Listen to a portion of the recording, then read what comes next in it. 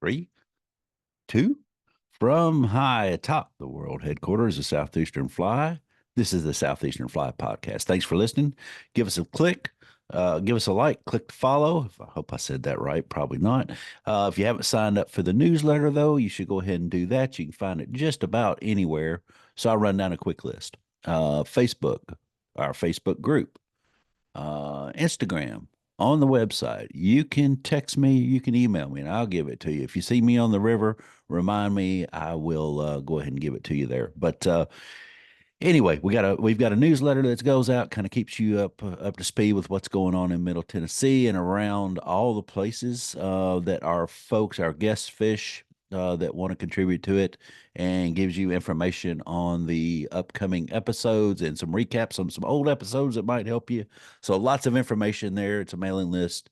Also, if you sign up, you get a few free emails up front that just kind of spark some ideas to improve your fishing in some cases, and to remind you of some certain things that tend to work in our basics, but that we seem to forget about sometimes. So lots of good stuff in the newsletter.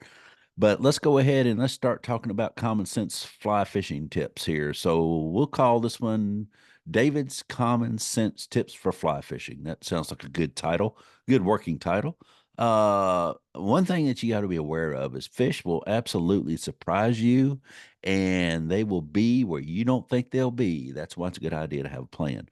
So quick story here, which probably will end up being a little longer than it probably should be, but that's okay because you're probably flying in a hollow metal tube with some wings on it, or you're not mowing because it is cold outside while I'm doing this. And I'm sure you're not mowing unless you're somewhere in the Southwest. Even Florida is probably real cold right now. But anyway, maybe you're shoveling snow or tying flies, whatever it is that you do while you listen to podcasts to pass the time. I was waiting in Colorado and fishing for some rising fish, which is a blast. I could even see their heads coming up to eat.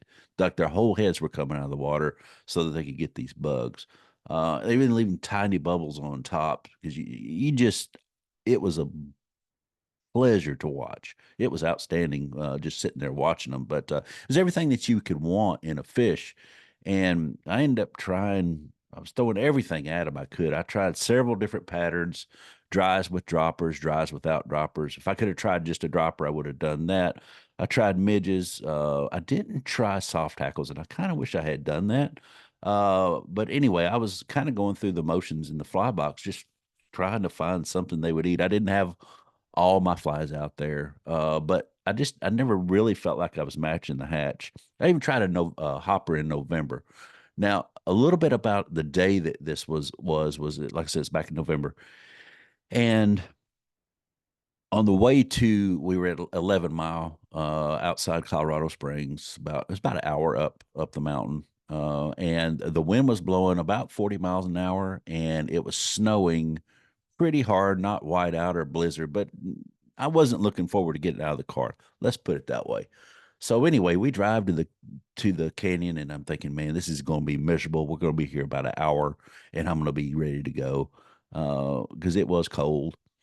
And the further up we went, the worse it got. Well, we got to the turnoff at 11 Mile, and we get into the canyon, and it is still in there, still snowing, but it's that kind of snow that everything's quiet, and you can hear the water running down the river, flowing down the river, but it the wind, you could hear the wind, but it was going across the top of the canyon where we were. It was really That was a blessing. I just say it. That was a really good thing because I wasn't looking forward to that. Anyway, so we drive the top of the canyon. We go all the way up to the dam. If you've ever been out there, when we got to the dam, there were several people fishing there.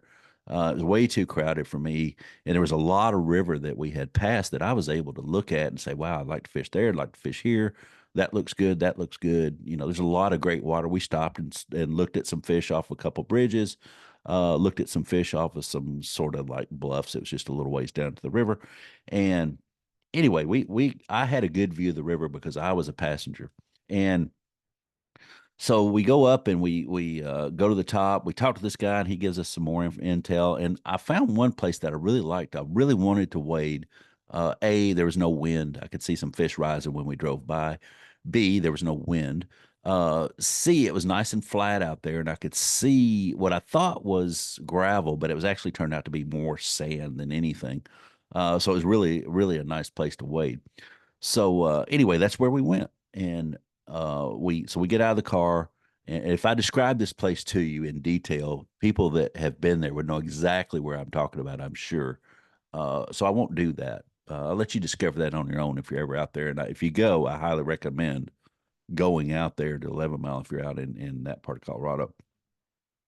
So anyway, I get all suited up, get all warm clothes on and all that, and I go up to the edge and I do my quick scan. I see it's I see some current on the far bank. Just the rest of the pool is kind of super slow moving with light sandy bottom. So if there were any fish on it, I could have seen them. I feel like, and I got zeroed in on this place where the fish were rising. That one fish in particular. There were several more there, but there was one that I really found interesting. Probably wasn't the biggest one in the pool. It just was interesting. Just one of those puzzles you might want to solve.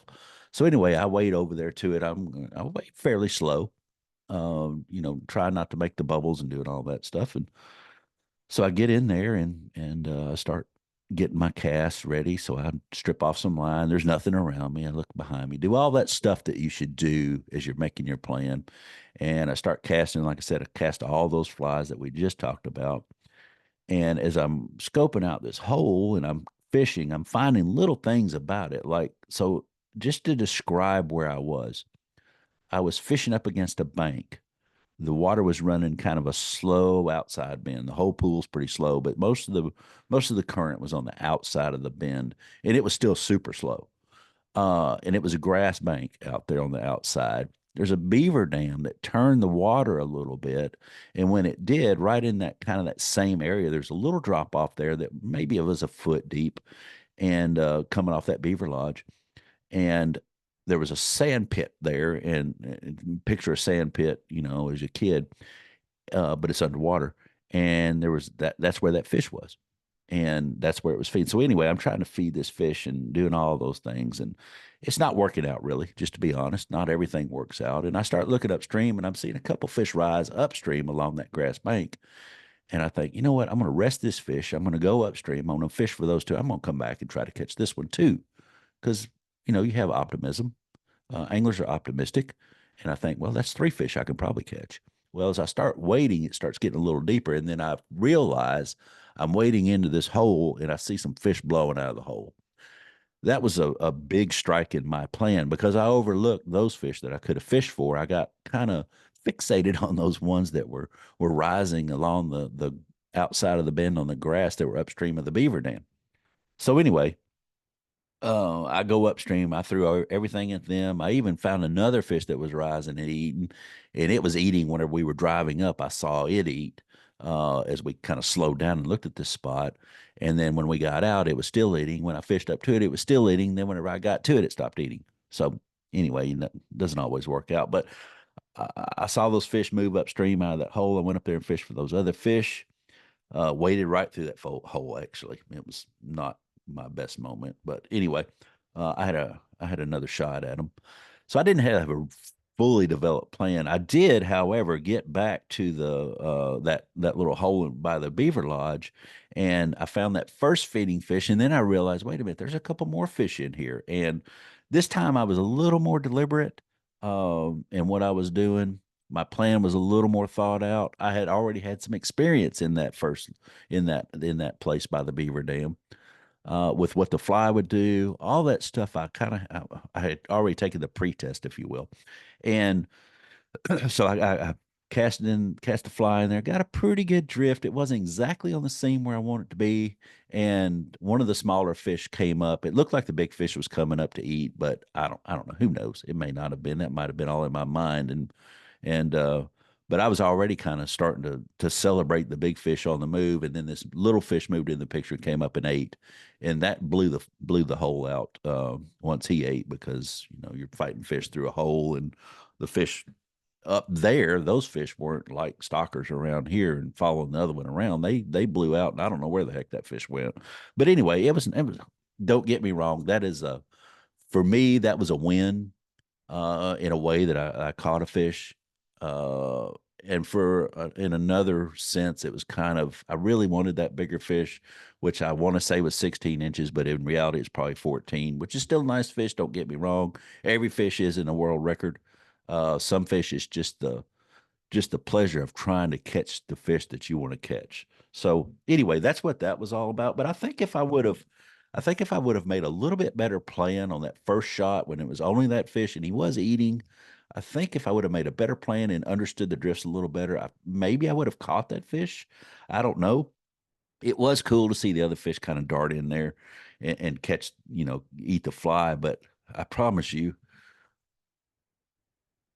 I promise you, if there would have been a football announcer in there, they would have looked at it like, oh, it's a pick six. The little fish came in and picked off the fly. And then they would have spent the next 5 minutes showing 10 different replays of where David did something wrong at five different angles and slow motion, all that stuff. But anyway, I set the hook and it felt like that fish was kind of a consolation prize. But still, it was cool. I did go back up and fish that hole that I blew all the fish out of. Uh, Darkness kind of overran us before I really got up there to it that second time. But when I did get up there to it, I could see definitely some bigger fish in it. Definitely some 16 plus in that hole. And it was kind of a feeding hole, a place where they could feed, but it was also a resting spot. So that goes back to resting fish, finding those resting fish. I didn't take any streamers out there. I didn't really feel like doing that. But so my plan was kind of it was okay. It wasn't great. It was kind of I felt like I was in a rush until later in the day or later in the afternoon, and I could have slowed it down a little bit. You know, let's talk about waiting first. Wade slowly when you're waiting, and I fortunately I was on sand mostly in that particular area, but there's some gravel bottoms and rocks and some pretty slick rocks out there too, and probably slick rocks wherever you are. Gravel is a prime example. So making that plan, wade softly, wade slowly. Try not to make those waves, that your boots make in your legs. And once you get up into your waist, there's a lot of mass moving there, but your legs moving and your ankles moving through that water also make a lot of they make a lot of waves, small ones, hopefully. If you're not clomping around, try not to scoot your feet, that sort of thing. Um, it's that's a repeat. I know it is, but I don't think I can drive that point home enough. But it's important. Uh, Also, don't walk through the water casting. I see this a lot on the boat too. And I found myself doing it out there at first because I was in a hurry. And what it is you're walking through the water, trying to get to that spot that I was talking about, or wherever your spot is, and you're stripping off line and you're casting, you're stripping off line and you're casting. Your fly's not hitting the water. Don't get me wrong. You're just trying to get enough line out there to get to the fish. And I had to talk myself off the ledge off of that one out there. But I think there's a episode that's around number 29, 30, something like that. Ian and Charity and I were talking about fishing the Great Smoky Mountains National Park. And I think Ian really said it best. He said, a hunter doesn't walk through the woods blasting his gun. Uh, so why do we walk through the water false casting? Something to that effect. So set up, find your spot to cast, check behind you, look around you, do all that stuff that you need to do, then strip off enough line to deliver that fly, plus a little bit of extra line, so that you're not constricted on that. Uh, Once you get all that line stripped off the reel and you're ready, then make that cast. You don't restrict yourself and being stingy with fly line either, so that you can do a few things that you need to do after the fly is delivered to the water, and you have some extra line there to do some extra things with, should you need to. If you don't find the line's just laying there in the boat or laying on the water, but don't cast and then let that fly drop and strip off line and pick it up and cast it in there again. I know that we've all done that. If you haven't, then you're one of the few lucky ones in the world that hasn't done that before, especially when you first started. But if you have, that big, especially with a indicator or a big dry that sinks a little bit as soon as it hits the water, like a big hopper or something like that that you want to float low in the film. When you pick that thing back up, it'll make that big popping noise a lot of times. Well, I hate to tell you this, but you're not the only one hearing that. The fish are hearing it too. They're also feeling it probably more than hearing it. Because I haven't found their ears yet, but they're feeling it in that lateral line, I'm sure. And that if they don't blow out or they don't sulk, then they're still probably on notice that something's up. So, strip that line off, get yourself ready first, then deliver the fly. Also, uh, remember that whole stripping off and throwing out there and all that I was just talking about. This isn't the Wild West. We're not, this isn't the rodeo. We're not roping calves here. We're fly fishing. The less times that you deliver that fly over that fish's head on your false cast, the way better off chance you stand of actually catching that stick. Waving a stick and fly line and all that over the fish in front of the fish, otherwise around the fish that you want to catch, it reduces your chance of catching that fish by 37%. I don't know if you knew that or not. I'm kidding about that. I don't know if it reduces it 37%, but I know that it does reduce the chances of catching those fish. And I say that 100% of what I just said about those few things will help improve your catch rate. So let's talk about bad casting. Everybody makes them, definitely me included. And it's wintertime, so I'm getting to fish a little bit. And I'm finding out that I need to fish more during the year. And I know I say this every year that I'm going to fish more, and then I just don't. I do a little bit, probably definitely not as much as I want to. How about let's put it that way. But anyway, I noticed that my casting wasn't horribly accurate at times. And as we get down, as you go through your fly fishing career or whatever you want to call it, as a sport, as a pastime, I don't know. But as you advance, you'll find that your bad presentations when you first start out are really bad. They just are. But your bad presentations as you get better are as good as your good presentations when you first start, and then you progress and you progress. So your bad presentations and your bad deliveries and your bad casting, all that stuff isn't nearly as bad as it was 5 years in as it was on day two. So that being said, uh, you're going to have those bad casts. And what I mean by bad casts is it lands, you got those that land 10 foot away from where you want them to go. And then you have those others that land 10 inches away from where you want them to go. And that matters some. Uh, so so I see a lot of people miss their spot by a foot or a few inches, and they pick that fly out, sometimes with that loud pop that we were just talking about, and then they cast back in again. And sometimes it goes back to where they wanted it to, and sometimes it goes back in the same place. Either way, I just beg them, please just play that out. Like in golf, play that where it lands. And let's just see what happens. Because if you do that, if you pop the bug one more time, I know that fish isn't going to eat. So at least you stand some kind of chance. So if you can make yourself do this, if you get a bad cast that's 20 foot off, pick it. By all means, pick it up and put it back where you want it to go. But if it's a foot off, play it out and see what happens. And if it won't move, if there's no current there or whatever the situation, just try to get it out of there with as soft of action as you can. Maybe even swim it out of there. If you're in current and the fly's moving, it's going to move past the fish. By all means, let it go downstream of the fish. And I'm not talking about 2 or 3 inches. I'm talking about let it play way out so that when you pick it up, if that pop's made, at least it's downstream. Hopefully, it's out of a little further away, and the fish doesn't spook or sulk or get on a red alert that something's up. So if you play it all the way through until your flies all the way below the fish, you got a better chance of coming back and catching that fish. Think through that entire process of casting, dropping the fly in, presentation, hook set before you ever make the cast. At least give it a thought, because you'll be glad that you did. You'll start seeing different things. You may not catch more fish at first, but you'll start noticing different things that the next time that you're back fishing, or the next time you're back fishing, or maybe the fifth time you're back fishing, you'll start getting that. You'll start developing that plan, and you'll get it together. it'll definitely make you better down the road. I promise you that. I've seen it happen so many times, and when it happens and the light bulb comes on, it's really fun to watch people watch their faces and just see them go, "Oh, that's what you've been talking. That's what you've been talking about for the past 4 hours." Yes, that's exactly it. Make a plan, get yourself ready. When we move the boat from spot to spot, I'll say, "All right, we're going to make a move here." And if you fish with me, you'll know, like, I'll say, "All right, get up and get ready."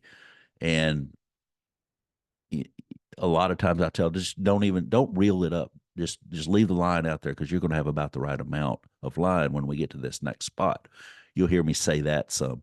So that's me just trying to think ahead. I don't always get it right 100% of the time. Well, that's an understatement. That may be the understatement of every podcast every time that has ever been made. But I don't get it right every time. But it's not from lack of trying to think ahead to say, all right, what's the plan for this next section of water that we're going to be on for these folks to catch fish. Your guide wants you to catch fish probably worse than you want to catch fish in a lot of circumstances. All the good guides that I know are that way. They want you to catch fish, and we have to understand, and I think I do. Let's start wrapping this up. But everybody doesn't have the time to get on the water daily or weekly, sometimes even monthly. I mean, sometimes they're good anglers, but life is in the way right now, or they've got things going on in life that they just can't get out as much as they would like to. So you got to make the most of your time. Prepare yourself for success. Make that plan. It's not just I got to have the right fly. I got to have a new leader. I got to have clean my fly line. It's all that stuff plus making that plan when you get there. And then execute your plan while you're out there. Make that plan, wade softly, look around you before casting, strip off enough line plus a little more. Make every cast count, play the fly where it lands, execute on each cast, every presentation, start fine tuning that plan. And the reason why I'm saying start fine tuning that plan is once you get in a rhythm and you're doing certain things, like for instance, looking behind you. Well, looking behind you when you're wading out in the middle of the river isn't as big a deal as roll casting or casting upstream in the Smokies. But if you look behind you, you've confirmed, check, nothing behind me, or check, something is behind me. So if you start getting into that, you're going to find that you'll be able to execute on each cast in every presentation. You'll be able to start fine tuning that plan. You can take that plan once you get it in your head and it starts becoming muscle memory. You can pretty much take that plan anywhere you want to and stand a really good chance at catching fish. On pretty much any type of water. You just need to learn different presentations and that sort of thing. But that plan, those basics are critical to being successful. So anyway, yeah, let's wrap this up. So you just listened to David's common sense tips for fly fishing on Southeastern Fly, and I'll see you next time.